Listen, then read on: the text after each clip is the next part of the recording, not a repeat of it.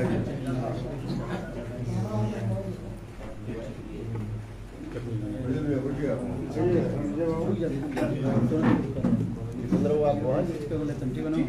ना सर।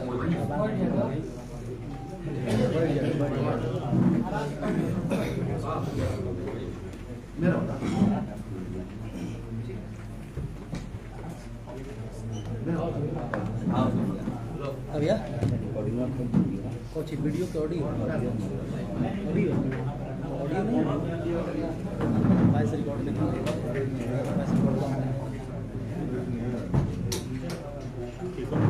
किया जाएगा जी। प्रिंट मीडिया और इलेक्ट्रॉनिक मीडिया के साथियों का राष्ट्रीय लोक जनता दल की ओर से बाबू वीर कुंवर सिंह की धरती पर अभिनंदन है, स्वागत है। आप सब आए हैं राष्ट्रीय लोक जनता दल के राष्ट्रीय अध्यक्ष, भारत सरकार के पूर्व मंत्री, आदरणीय पार्टी के और बिहार के सर्वमान्य नेता उपेंद्र कुशवाहा जी की प्रेस वार्ता में पुनः एक बार हम अपनी पार्टी की ओर से आपका स्वागत और अभिनंदन करते हैं।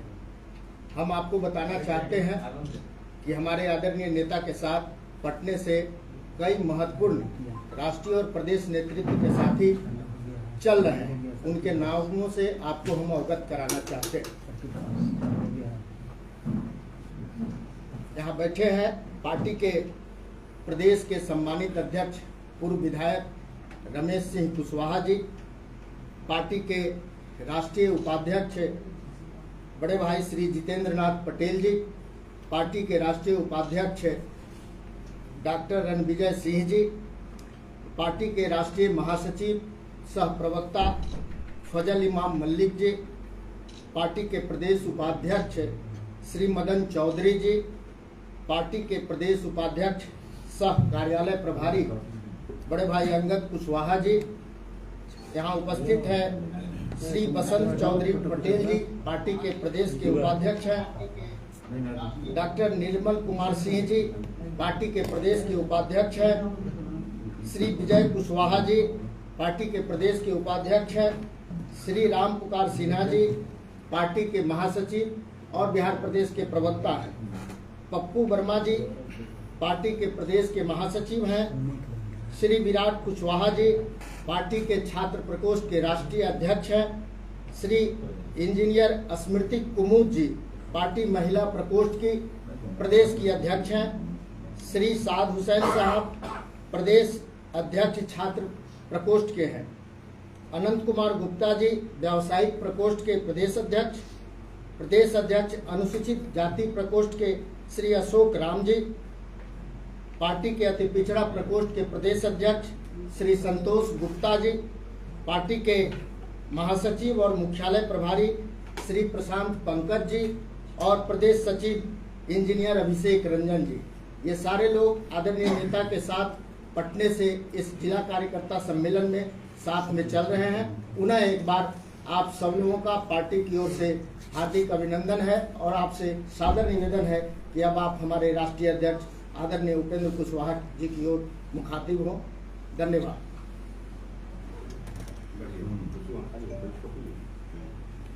पूछिएगा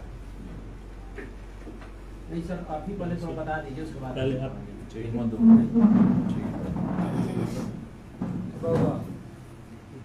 देखिए, पार्टी गठन के बाद मकसद है बिहार के हर टोला मोहल्ला गांव में हर मतदान केंद्र तक पार्टी को पहुंचाना, और इसी मकसद से इस कार्यक्रम का आयोजन करने का फैसला पार्टी ने लिया। पूरे बिहार में जाकर हर जिला में कार्यकर्ता सम्मेलन करेंगे। इसी क्रम में कल भोजपुर जिला कार्यकर्ता सम्मेलन था और आज यहाँ से हम लोग जाएंगे बक्सर, फिर दूसरे दिन कैमूर। अधिकांश जिलों का कार्यक्रम संपन्न हो गया है, कुछ जिला बचा हुआ है जहाँ कुछ ही दिनों में हो जाएगा। तो इसी मकसद से यहाँ हम लोग आए हैं। और इस बीच देश की राजनीति में भी कई तरह की घटनाएं हो रही है, जिस पर भी हम लोगों का ध्यान जाता है।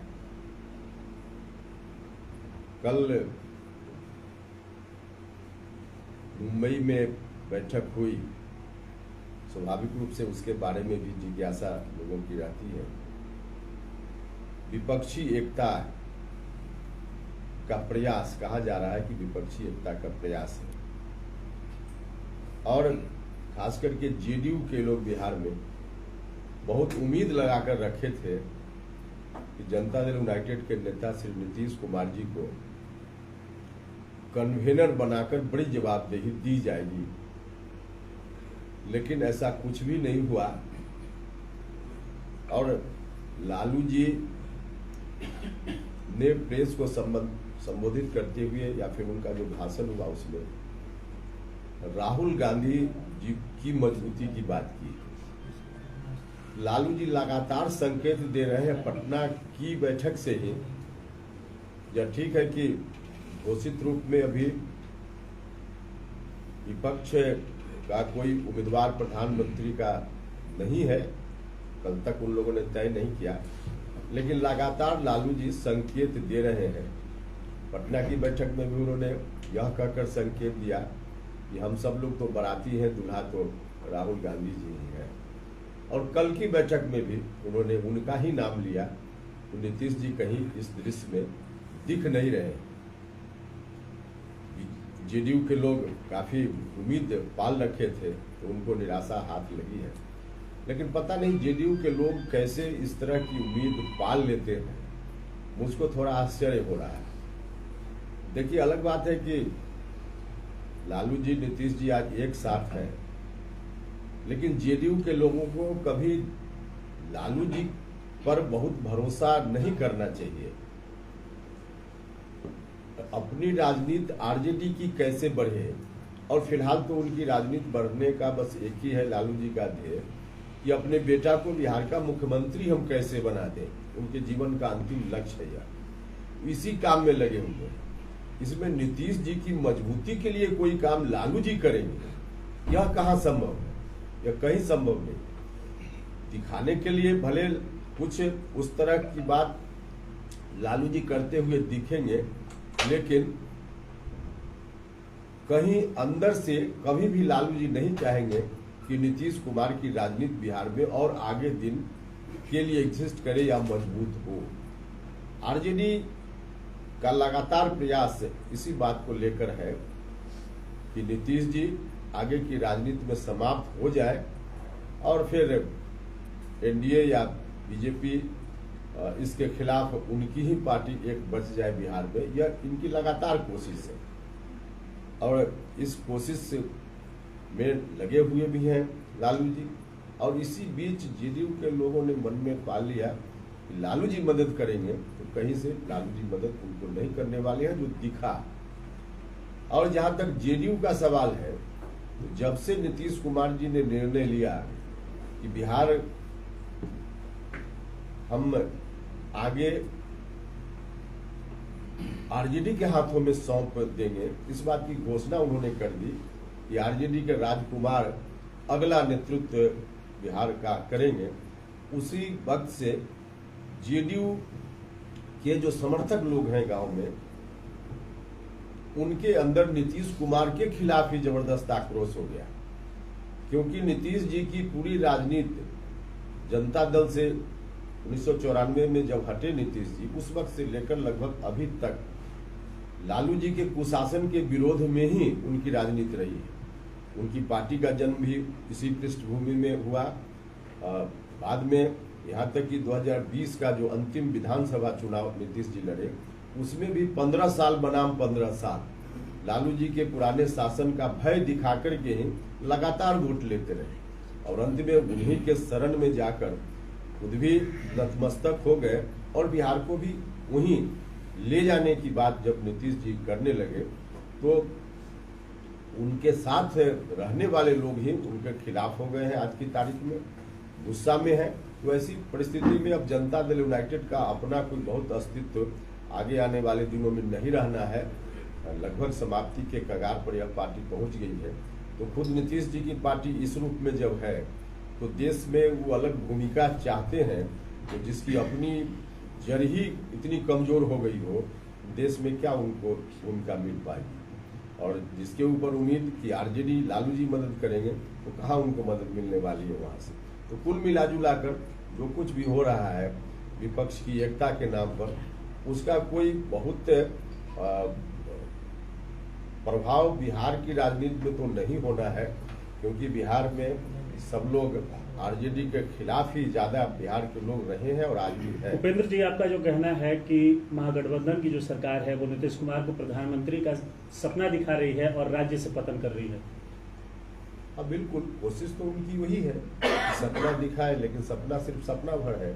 एक्चुअल में उस काम के लिए कोई ऐसा काम लालू जी करते दिखते कि एक्चुअल में इस दिशा में लालू जी कुछ कर रहे हैं, ऐसा है नहीं। तो सपना दिखाना और बात है, लेकिन सपना दिखा करके किसी तरह से अपने बेटा को कैसे हम बिहार का मुख्यमंत्री बना दें, बस यही उनकी मंशा है। क्या नीतीश कुमार को कोऑर्डिनेशन कमेटी में शामिल करेगी इंडिया? अब देखिए, अब इंडिया के लोग क्या करेंगे यह हम कैसे बता दें, शामिल करेंगे लोग उनको कि नहीं करेंगे यह हमारा विषय नहीं, हम कैसे बता दें। लेकिन कोऑर्डिनेशन कमेटी में अगर शामिल भी होते हैं नीतीश जी तो एक मेंबर बनना, अब यही मकसद तो उनका नहीं था। जेडीयू के लोगों ने तो उम्मीद पाल रखी थी कि लीडर घोषित होंगे, सीधे लीडर नहीं कहकर तो अभी कोऑर्डिनेशन कमेटी के चेयरमैन होंगे, संयोजक होंगे, इतनी उम्मीद तो लोगों ने पाल रखी थी। तो उनकी उम्मीदों पर तो पानी फिर गया। एक सवाल है सर, जो जेपी के सहयोगी हैं, अनुयायी है 74 के आंदोलन के, क्या लगता है सभी लोग, चाहे नीतीश कुमार की बात करें, लालू यादव की बात करें, तो उनका जो सपना था उसको कुचलने का नहीं प्रयास हो रहा है बिहार में? देखिए, लालू जी का नाम जहां तक ले रहे हैं तो लालू जी जेपी के अनुयायी के रूप में अपने को शुरुआती दौर में प्रस्तुत करते थे, और यह सच भी था उस वक्त, इसमें कहा कोई दो राय। लेकिन सत्ता में जाने तक उनके अंदर यह भाव था, लोगों से वोट हासिल करने तक यह भाव था। सत्ता में जब चले गए उसके 2 साल 3 साल के बाद ही साफ साफ दिखने लगा कि जेपी के अनुयायी के नाम पर बिहार के साथ धोखा हो रहा है। और वह तब जब जिन लोगों ने समर्थन किया था लालू जी को, उनसे अलग अपने परिवार में लालू जी सिर्फ सिमट गए, और भ्रष्टाचार की यह स्थिति बन गई कि देश क्या दुनिया भर में बिहार की बदनामी होने लगी। तो उसी वक्त लालू जी का रास्ता अलग हो चुका था। जेपी के अनुयायी होने की बात जरूर कर रहे थे, लेकिन रास्ता अलग हो चुका था। तो आप ठीक ही बोल रहे हैं, लेकिन अब नीतीश जी भी यही काम करेंगे। अपनी राजनीति का जब अंतिम क्षण उनके लिए भी है कि यह भी लालू जी के साथ जाकर नतमस्तक हो जाएंगे, और उसी परिवार को फिर से बिहार सौंपने में नीतीश जी भी लग जाएंगे, जिस परिवार के खिलाफ ही नीतीश कुमार जी का सारा जीवन रहा। तो यह लोग नहीं सोचते थे। लालू जी ने किया, लोगों को लगा कि लालू जी चलिए उनकी मर्जी, लेकिन नीतीश जी से तो यह अपेक्षा नहीं थी जिस रास्ते पर नीतीश जी चले गए। सत्ता के खिलाफ अगर संगठित होने की बात होती है तो बिहार के लोग ही उसमें आगे आते हैं। जैसे आप जेपी की बात कर रहे हैं, तो आज नीतीश जी भी आया, उस समय भी सत्ता परिवर्तन हुआ, आज फिर बिहार से आवाज उठी, विपक्ष सारा एक हो रहा है, तो फिर कहीं वही हवा तो नहीं चलेगी? देखिए, आप याद कीजिए जेपी का जो मूवमेंट, हम लोग तो जेपी मूवमेंट के बाद वाले हैं, लेकिन जेपी का जो मूवमेंट शुरू हुआ था तो सत्ता परिवर्तन की बात से नहीं शुरू हुआ था। जो मुद्दा था, भ्रष्टाचार का मुद्दा, शिक्षा में आमूलचूल परिवर्तन कैसे हो, इन मुद्दों पर जेपी का मूवमेंट शुरू हुआ था। मूवमेंट तो जेपी से पहले ही शुरू हुआ था, छात्रों ने शुरू किया था। बाद में छात्र लोग गए और उनसे आग्रह किया कि आप आइए लीड कीजिए, तो वहां से बात शुरुआत हुई थी। जनता की समस्या या लोगों की समस्या या छात्रों की समस्या को के कारण उस समय मूवमेंट शुरू हुआ, और बाद में धीरे धीरे बात वहां तक पहुंच गई कि सब विपक्ष की पार्टी एक हो जाएगी।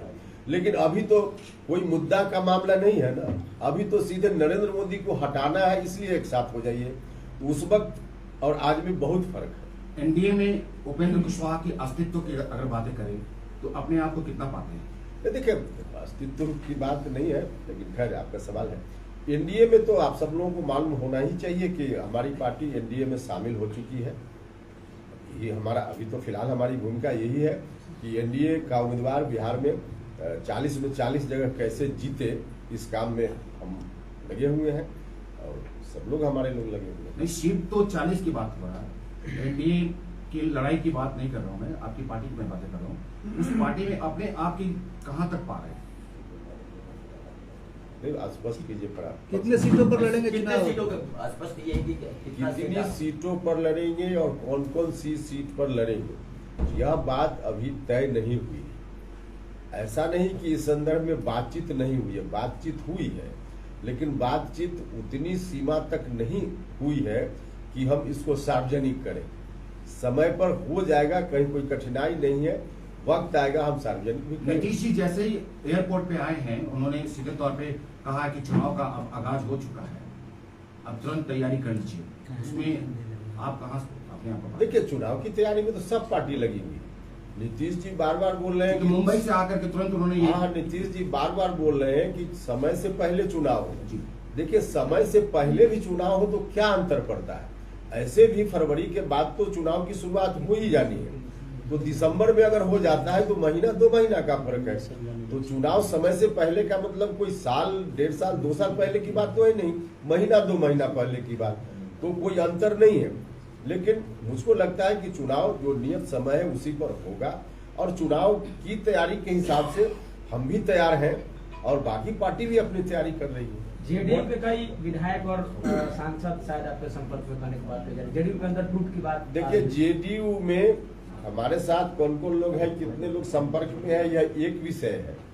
बिल्कुल है हमारे साथ कुछ लोग संपर्क में, हम इसको स्वीकार करते हैं, नाम का खुलासा करना मुनासिब नहीं है। लेकिन जो लोग हमसे संपर्क में है उसके अतिरिक्त भी जितने लोग हैं, माननीय सांसद लोग हो, माननीय मंत्री लोग हो, सबने कहीं न कहीं अपना ठिकाना ढूंढ कर रखा है। कोई बीजेपी के साथ संपर्क में है, कोई हमारे साथ, कोई कहीं और, क्योंकि सब लोगों को मालूम है कि जनता दल यूनाइटेड की नाव पर चढ़कर अब चुनाव की बेहतरनी हम नहीं पार कर सकते। तो सब लोगों ने अपना अपना ठिकाना, कनेक्शन लगा कर रखा है। अब जिनका जब मुहूर्त आ जाएगा तब वहां से लोग छलांग लगाएंगे। कोशिश तो तोड़ने की होगी, पार्टी को तोड़ने की कोई कोशिश नहीं होगी, वो अपने आप एकदम बिखरा हुआ पड़ा हुआ है। वो तो खुद ही लोग वहां से संपर्क कर रहे हैं, क्योंकि उनको लगता है कि यहाँ रहकर हमारी राजनीति नहीं चल पाएगी, वो कहाँ जाए। तो उनकी आवश्यकता है, इसलिए लोग इधर उधर होने की बात कर रहे हैं। इसमें कोशिश करने की कोई जरूरत बाहर से हो, इसकी आवश्यकता ही नहीं है। 1 नेशन 1 इलेक्शन के बारे में क्या कहेंगे, क्योंकि कई पार्टियां देखिए, 1 नेशन 1 इलेक्शन की बात तो बहुत अच्छी बात है अगर ऐसा होता है तो। और देश जब आजाद हुआ था 1952 से लेकर उसके बाद का 4 चुनाव हुआ एक साथ, लोकसभा और विधानसभा का। लेकिन उसके बाद बीच बीच में कई विधानसभा भंग हुई अलग अलग कारणों से, तो फिर चुनाव की तारीखें बदलती गई और फिर एक साथ चुनाव की बात नहीं हो पाई। लेकिन अगर होती है फिर से बात एक साथ चुनाव की तो अच्छी बात होगी। इससे देश पर चुनाव में जो इतना खर्च होता है और लगभग हमेशा कहीं ना कहीं चुनाव देश भर में होते रहता है, समय की बर्बादी होती है। मॉडल कोर्ट जब लगता है तो सारी एक्टिविटी वहां रुक जाती है, तो इससे तो फायदा होगा। लेकिन इसका व्यवहारिक और कानूनी पक्ष जो है उसके हिसाब से व्यक्तिगत रूप से मुझको लगता है कि अब इतनी जल्दी यह बात संभव हो, उसको नहीं लगता है कि संभव होगा। लेकिन सिद्धांत यह बात बहुत ठीक है। तेजस्वी यादव ने कहा कि 1 इलेक्शन को हटा के 1 नेशन 1 इनकम कर देना चाहिए। 1 इनकम, 1 नेशन 1 इनकम, 1 इनकम अभी तो बहुत बड़ा विषय है। इतनी आसानी से 1 इनकम का क्या उनका मतलब है, कैसे इसकी व्याख्या। लगातार बातें होती थी कि 70 साल के एज फैक्टर आ रहा था कि उसके बाद के लोग को चुनाव नहीं, अभी तक जबकि उस पर पूरी तरह से मोहर नहीं लगी है, लेकिन पक्ष से लेकर विपक्ष में ये बातें आ रही थी।